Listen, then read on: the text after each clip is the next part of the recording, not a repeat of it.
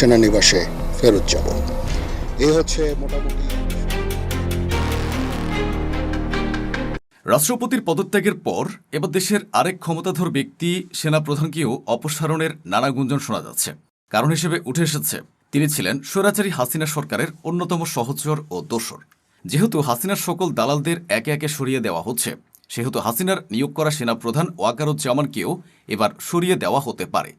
বাংলাদেশের সংবিধান অনুযায়ী সেনাপ্রধানের মেয়াদকাল ৩ বছর।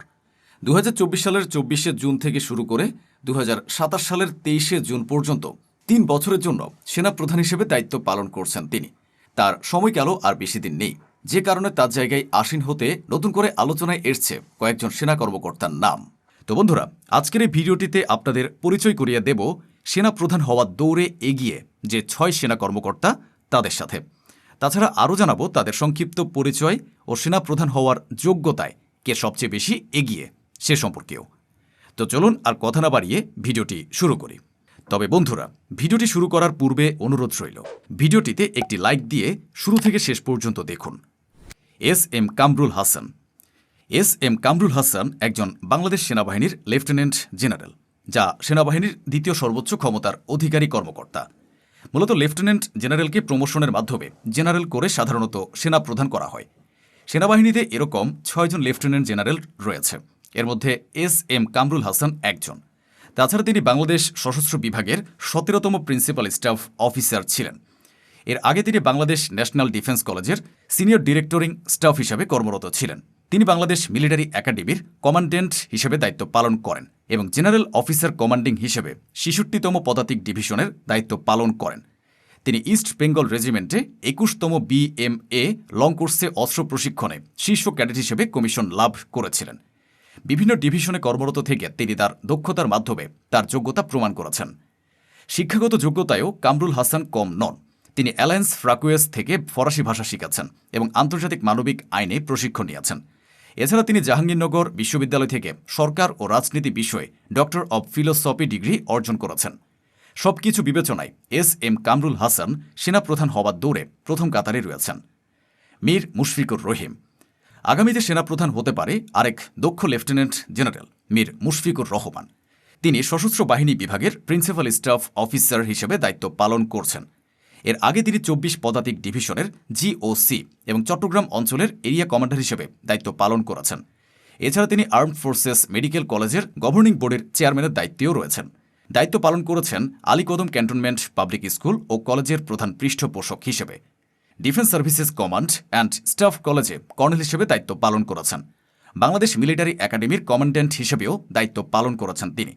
তাছাড়া বিভিন্ন সময় তিনি গুরুত্বপূর্ণ সামরিক প্রশিক্ষণ ও শিক্ষা প্রতিষ্ঠানে দায়িত্ব পালন করেছেন, যে কারণে সেনাপ্রধান হওয়ার যোগ্যতায় তিনিও কম নন। মোহাম্মদ শাহিনুল হক। সেনাপ্রধান হওয়ার দৌড়ে এগিয়ে মোহাম্মদ শাহিনুল হক বাংলাদেশ সেনাবাহিনীর একজন ৩ তারকা লেফটেন্যান্ট জেনারেল। তিনি ঢাকার ন্যাশনাল ডিফেন্স কলেজের বর্তমান কমান্ড্যান্ট। এর আগে তিনি সেনা সদর দপ্তরের চিফ অফ জেনারেল স্টাফ ছিলেন। তাছাড়া তিনি সেনা সদর দপ্তরে master general of the ordinance ছিলেন। এর আগে তিনি ২৪তম পদাতিক ডিভিশন এবং ৯ম পদাতিক ডিভিশনের GOC ছিলেন। তিনি ২০২২ সালের বিজয় দিবসের কুচকা আওয়াজের প্যারেড কমান্ডারও ছিলেন। মোহাম্মদ শাহিনুল হকের জন্ম ৬ জানুয়ারি ১৯৬৯ সালে যশোর জেলায়। তিনি ১৯৮৯ সালে জুন মাসে বাংলাদেশ মিলিটারি একাডেমি থেকে পদাতিক বাহিনী কর্পসে ২০তম BMA দীর্ঘমেয়াদী কোর্সে কমিশন লাভ করেন। সামরিক একাডেমিতে অসাধারণ পারফরমেন্সের জন্য তার কোর্সের সেরা অলরাউন্ড ক্যাডেট হিসেবে নির্বাচিত হন এবং মর্যাদাপূর্ণ সোর্ড অফ অনারে ভূষিত হন। তিনি ঝিনাইদহ ক্যাডেট কলেজ থেকে SSC এবং HSC সম্পন্ন করেন। দেশে এবং বিদেশে বেশ কয়েকটি পেশাদার কোর্সে তিনি অংশগ্রহণ করেন। তিনি বাংলাদেশের জাতীয় প্রতিরক্ষা কলেজ ও ভারতের হায়দ্রাবাদ থেকে কলেজ অফ ডিফেন্স ম্যানেজমেন্ট থেকে স্নাতক ডিগ্রি অর্জন করেন। একটা কথা না বললেই নয়, সেনাবাহিনীতে অসাধারণ অবদানের জন্য তিনি অসামান্য সেবা পদক OSP, বিশিষ্ট সেবা পদক BSP এবং জাতীয় শুদ্ধাচার পুরস্কারে ভূষিত হন। মোহাম্মদ ফয়জুর রহমান। সেনাপ্রধান হওয়ার দৌড়ে এগিয়ে আরেক সেনা কর্মকর্তা Mohammad Foyzur Rahman. SGP, BSP, NDC, AFWC, PSC Bangladesh সেনাবাহিনীর একজন লেফটেন্যান্ট জেনারেল। তিনি বর্তমানে সেনাবাহিনীর কোয়ার্টার মাস্টার জেনারেল হিসেবে দায়িত্ব পালন করছেন। ফয়জুর ২১ ডিসেম্বর ১৯৯০ সালে ২৩তম BMA লং কোর্সের মাধ্যমে বাংলাদেশ সেনাবাহিনীতে কমিশন লাভ করেন। মেজর জেনারেল পদে পদোন্নতির আগে তিনি পার্বত্য চট্টগ্রামের খাগড়াছড়ি সেনানিবাসে নিয়োগ পান। তিনি ব্রিগেডিয়ার জেনারেল হিসেবে 203 পদাতিক খাগড়াছড়ি সেনা অঞ্চলের কমান্ডার হিসেবে দায়িত্ব পালন করেন।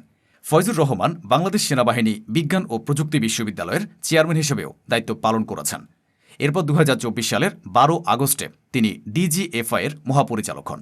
14 অক্টোবর 2024 সালে তাকে লেফটেন্যান্ট জেনারেল হিসেবে পদোন্নতি দিয়ে কোয়ার্টার মাস্টার জেনারেল করা হয়।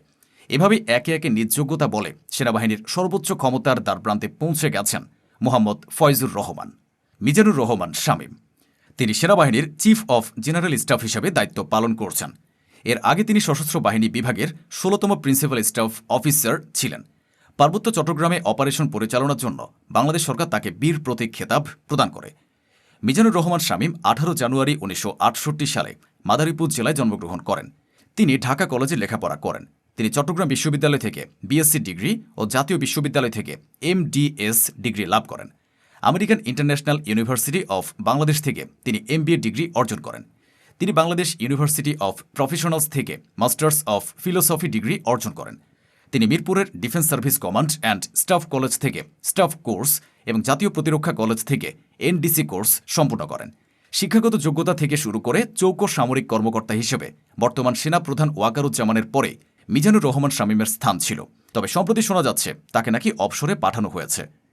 মোহাম্মদ মাইনুর রহমান, আগামীতে সেনাপ্রধান হওয়ার দৌড়ে সবার উপরে রয়েছে সেনাবাহিনীর অন্যতম জ্যেষ্ঠ কর্মকর্তা লেফটেন্যান্ট জেনারেল মোহাম্মদ মাইনুর রহমান। তিনি বাংলাদেশ সেনাবাহিনীর চিফ অব জেনারেল স্টাফ বা সিজিএস। পূর্বে তিনি অ্যাডডকের জিওসি ছিলেন। ইতিপূর্বে তিনি 33তম পদাতিক ডিভিশন ও 24তম ইনফ্যান্ট্রি ডিভিশনের জিওসি হিসেবে দায়িত্ব পালন করেছেন।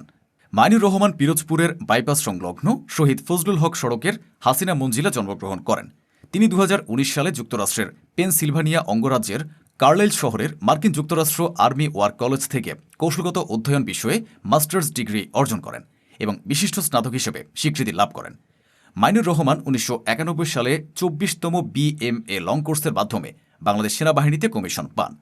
2013 থেকে 2017 সাল পর্যন্ত তিনি বাংলাদেশের রাষ্ট্রপতির উপসামরিক সচিব হিসেবে দায়িত্ব পালন করেন। তিনি 2022 সালে মেজর জেনারেল হিসেবে পদোন্নতি পেয়ে জুলাই 2022 থেকে কুমিল্লার 33 পদাতিক ডিভিশনের জিওসি হিসেবে ডিসেম্বর 2023 সাল পর্যন্ত দায়িত্ব পালন করেন। এরপর 14 অক্টোবর 2024 সালে লেফটেন্যান্ট জেনারেল হিসেবে পদোন্নতি পেয়ে তিনি অ্যান্ড ডকট্রিন কমান্ডের জিওসির দায়িত্ব পান। তো বন্ধুরা, এই 6 সেনা কর্মকর্তা সম্পর্কে আপনার মন্তব্য কমেন্টে লিখে জানান। ভিডিওটি ভালো লাগলে শেয়ার করুন এবং চ্যানেলটিতে নতুন হয়ে থাকলে সাবস্ক্রাইব করে বেল আইকনটি বাজিয়ে রাখুন।